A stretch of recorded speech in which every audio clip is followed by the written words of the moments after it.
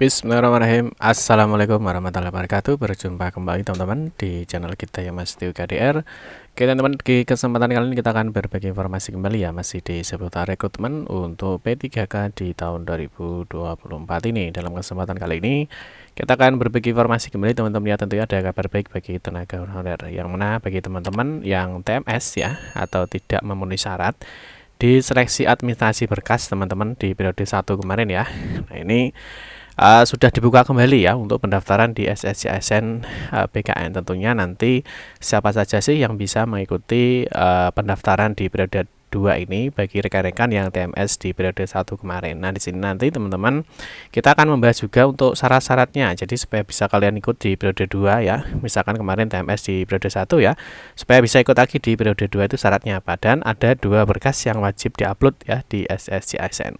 Nah, mungkin kita sedikit flashback ya. Nah, mungkin ada rekan-rekan yang kemarin waktu daftar di periode 1 ya, atau di tahap 1 di tanggal 1 sampai dengan 20 Oktober teman-teman.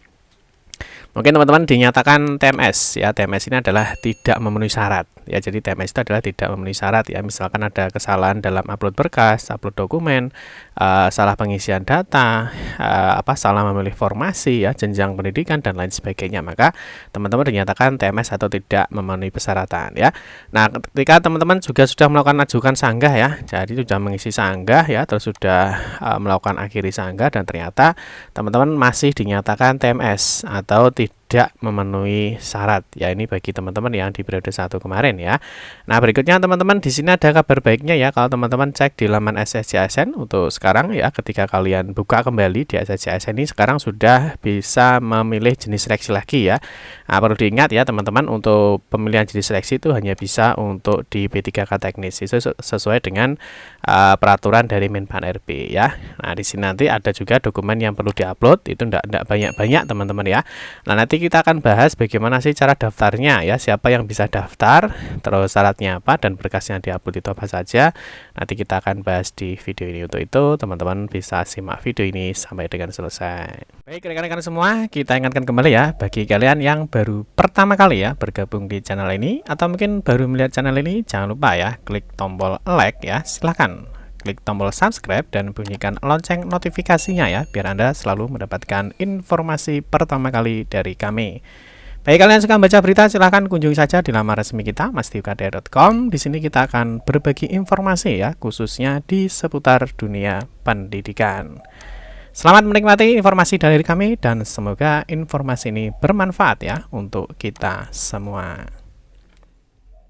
Oke, langsung saja teman-teman kita bahas untuk cara daftarnya ya di P3K tahap 2 bagi rekan-rekan yang kemarin dinyatakan TMS ya atau tidak memenuhi syarat ketika melakukan pendaftaran di periode 1 ya, atau ketika teman-teman dinyatakan tidak memenuhi syarat di seleksi administrasinya ya. Nanti kita akan bahas seperti yang sudah jelaskan tadi, nanti ada syarat berkas siapa saja yang bisa ikut daftar. Nah, sebelumnya teman-teman kita flashback. Jadi untuk bisa daftar itu kemarin Menpan RB sudah mengeluarkan surat keputusannya ya. Jadi dasarnya untuk teman-teman bisa ikut ya di yang TMS di tahap 1 itu bisa ikut di tahap 2 ini. Itu yang pertama adalah dasarnya adalah ini teman-teman ya. Jadi keputusan dari Menpan RB nomor 634 tahun 2024 tentang kriteria pelamar pada seleksi pegawai pemerintah dengan perjanjian kerja bagi tenaga non-ASN yang terdaftar dalam pangkalan data BKN ya, jadi yang sudah masuk di dalam database BKN. Tentu mungkin teman-teman juga sudah paham ya, atau mungkin teman-teman kemarin juga sudah mendownload ya. Nanti kalau mungkin ada yang lupa, seperti biasa teman-teman bisa cek di laman kita ya mastiukdr.com. Di sini kita teman-teman bisa cek terkait dengan keputusan Menpan RB ini. Nah, di sini kalau kita lihat teman-teman di dalam diktum pertama ya, jadi yang pertama di sini adalah tenaga non-ASN yang terdapat di dalam database BKN yang ketika mengikuti seleksi P3K ini ketika memenuhi kriteria ya, jadi tidak memenuhi syarat TMS pada seleksi administrasi ya. Jadi pada seleksi administrasi ya. Nah, ingat ya, pada seleksi administrasi tahap 1 tidak memenuhi syarat TMS pada seleksi administrasi pengadaan CPNS. Jadi mungkin ada non-ASN database BKN yang ikut CPNS ya, tetapi dia TMS-nya pada seleksi administrasi. Ya, jadi bukan sudah ikut SKD ya. Jadi misalkan sudah ikut SKD tapi tidak lolos ya tentu tidak bisa ya. Artinya tidak memenuhi syarat yang B ini. ya. Yang C ini belum mendaftar pada seleksi pengadaan ASN ya, jadi mungkin dia tidak melakukan submit atau mungkin lupa ya, batas waktunya sudah habis, ini juga bisa ikut. Jadi kriterianya tentunya teman-teman harus memahami ini dulu, paham ya. Terus berikutnya, pelamar sebagai dimaksud pada diktum pertama ini melamar pada jabatan sebagai berikut ya. Jadi jabatannya ada untuk jabatan teknis teman-teman ya. Jadi jabatan teknis ada pengelola umum operasional, operator layanan operasional, pengelola layanan operasional, atau penata layanan operasional. Jadi ini empat ini ya. Jadi ini untuk jabatannya.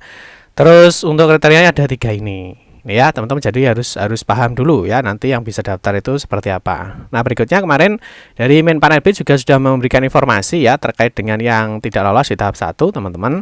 Ini pendaftarannya nanti sampai dengan 31 Desember 2024 ya. Tentunya di sini instansinya ya, jadi instansinya itu dipastikan sudah melakukan konfirmasi dan juga sudah melakukan pemetaan tenaga non ASN ya, siapa saja yang tidak bisa yang TMS di tahap 1. Nah, konfirmasinya teman-teman dari instansinya masing-masing itu paling lambat adalah 20 Desember. Jadi kemarin ya, jadi 20 Desember kemarin di hari Jumat ya teman-teman ya. Sekarang untuk saat ini ya, ini sudah bisa mengikuti pendaftaran ulang di tahap 2 ya, bagi yang memenuhi persyaratan sesuai dengan keputusan Menpan RB tadi. Paham teman-teman ya?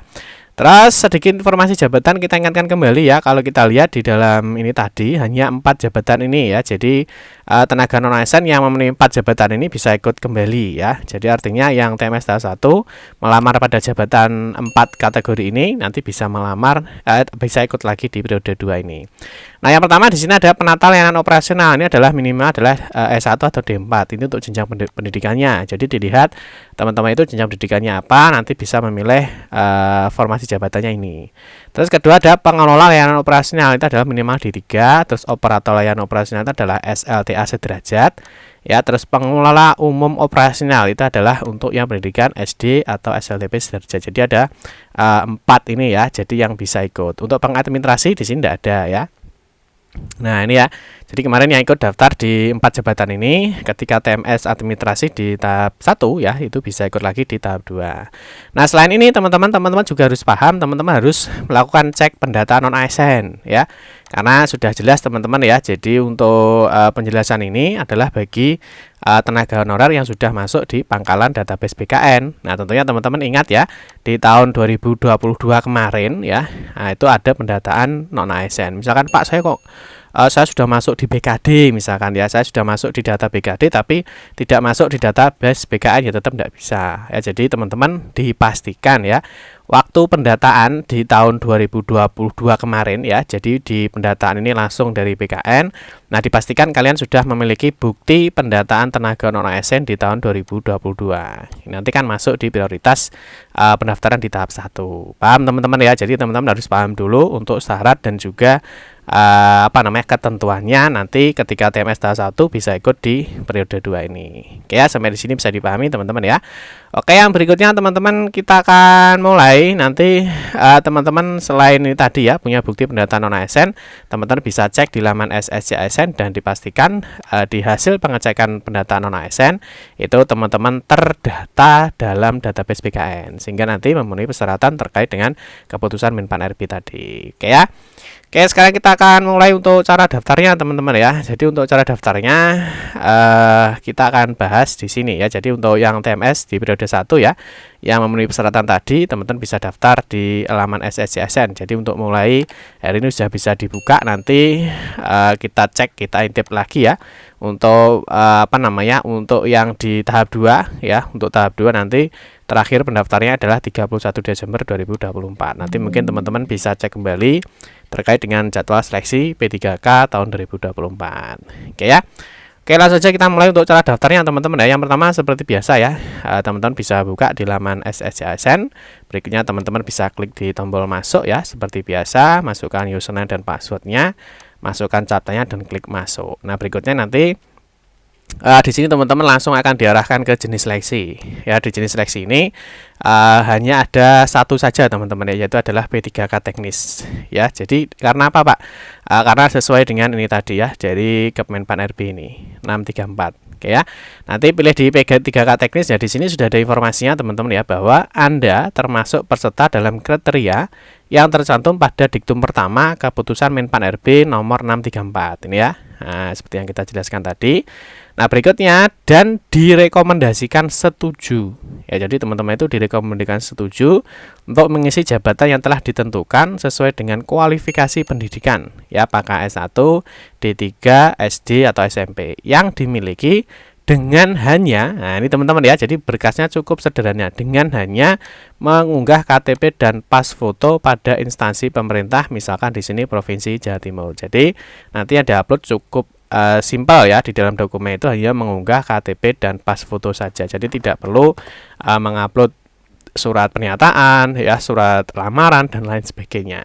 Paham teman-teman ya? Jadi ini sudah dipetakan oleh instansinya masing-masing ya, sesuai dengan informasi yang tadi saya sampaikan itu ya.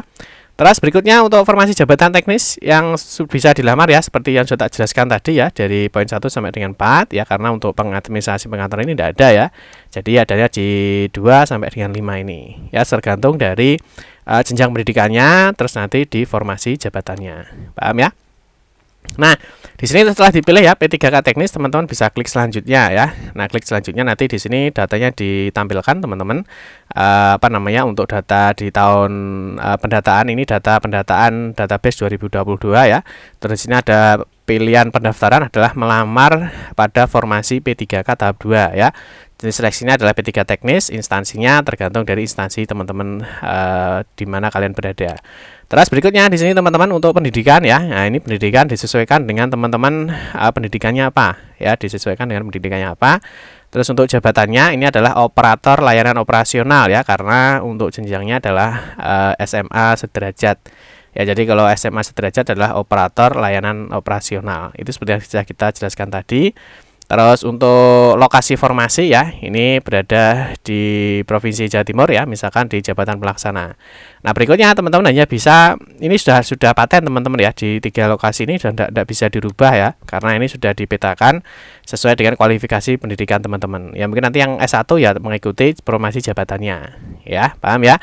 Terus lokasi ujian ya, teman-teman bisa dipilih untuk lokasi ini tadi ya, formasi jabatannya ya, karena ini tadi adalah operator layanan operasional ya, operator layanan operasional itu kan masuk di sini ya, operator layanan operasional, karena pendidikannya adalah SLTA sederajat. Paham ya? Terus berikutnya nanti teman-teman hanya ini yang 3 ini sudah tidak bisa dirubah ya, karena sudah ke-lock datanya ke sistem. Jadi teman-teman tidak bisa merubah ya. Terus lokasi ujian pilih dalam negeri atau luar negeri tergantung Anda ya. Lokasi tes disesuaikan dengan lokasinya. Nilai ijazah, nomor ijazah, tahun lulus silahkan dipilih, tanggal ijazah dan nama sekolah. Ya, jika semuanya sudah diisi seperti biasa ya, teman-teman bisa klik selanjutnya. Nah, berikutnya ketika jenis seleksi sudah selesai, formasi sudah selesai, kita masuk di riwayat pengalaman kerja. Nanti teman-teman di sini bisa diisikan ya detail deskripsi pekerjaannya itu apa, masukkan di sini ya, nama pekerjaan, unit kerja. Terus nanti teman-teman bisa mengupload riwayat kerjanya ya, di nama instansi, jabatan, tanggal mulai, tanggal selesai, pengalaman kerja ya. Di sini teman-teman bisa bisa menambah atau mengurangi. Kalau misalkan tidak perlu ya tidak usah, langsung di next saja, teman-teman bisa klik selanjutnya ya, jika data-data ini sudah betul ya, sesuai dengan yang diinputkan di proses tahap 1 kemarin. Paham ya? Terus berikutnya setelah riwayat selesai, sekarang masuk ke dokumen ya. Dokumen ini sangat simpel teman-teman ya. Jadi untuk yang yang TMS di periode 1 ini, untuk ikut di periode 2 itu dokumennya hanya 2 saja, yaitu adalah pas foto terbaru ya. Nah, ini pakaian formal dengan latar belakang atau backgroundnya merah. Terus sama kartu tanda penduduk atau KTP. Jadi dokumen yang diupload nanti hanya 2 ini saja ya. Dokumen 1, pas foto dan kartu tanda penduduk saja. Itu ya, jangan lupa nanti dicek lagi ya, teman-teman, dipastikan data yang diupload sudah benar dan terlihat dengan jelas. Paham ya? Berikutnya teman-teman bisa klik selanjutnya. Nanti teman-teman sudah selesai ya. Jadi teman-teman nanti bisa cek kembali ya, mulai dari biodata, jenis seleksi, formasi, riwayat, terus dokumen, dan terakhir adalah resume. Jangan lupa untuk diakhiri ini. Jangan lupa semuanya dicentang teman-teman ya. Jadi semuanya dicentang ya, di sebelum batas akhir pendaftarnya adalah 31 Desember 2024. Ya, kalau sudah semua dicentang seperti biasa ya. Semuanya dicentang semua, nanti di sini akan muncul ya. Nah, setelah dicentang akan muncul tombol akhiri proses pendaftaran. Nah, berikutnya teman-teman klik setuju dan klik berikutnya di akhir proses ya, dipastikan bahwa semua datanya sudah oke. Klik iya, dan setelah itu teman-teman muncul resume pendaftaran ya. Nanti teman-teman di sini bisa cetak kartu pendaftaran CASN ini ya. Jadi teman-teman kembali mencetak bukti pendaftaran untuk CASN di tahun 2024 ini. Jangan lupa disimpan, nanti teman-teman ikuti di jadwal tahap 2 ya. Di jadwal tahap 2 nanti setelah pendaftaran ya, di sini ada seleksi administrasi kembali sampai di pengumuman sanggah, pasca sanggah. Terus nanti teman-teman jika lolos, nanti teman-teman bisa mengikuti pelaksanaan seleksi kompetensinya di 17 April sampai dengan 16 Mei di 2025. Itu teman-teman ya, informasi dapat kami sampaikan terkait dengan rekan-rekan yang TMS di P3K periode 1. Ini untuk cara daftarnya ya, untuk ikut di periode 2 di tahun 2024. Oke teman-teman, demikian informasi yang dapat saya sampaikan. Semoga informasi ini bermanfaat. Mohon maaf jika ada salah-salah kata dalam memberikan informasi dan penjelasan. Kita berjumpa kembali di video-video berikutnya. Saya akhiri, wassalamualaikum warahmatullahi wabarakatuh.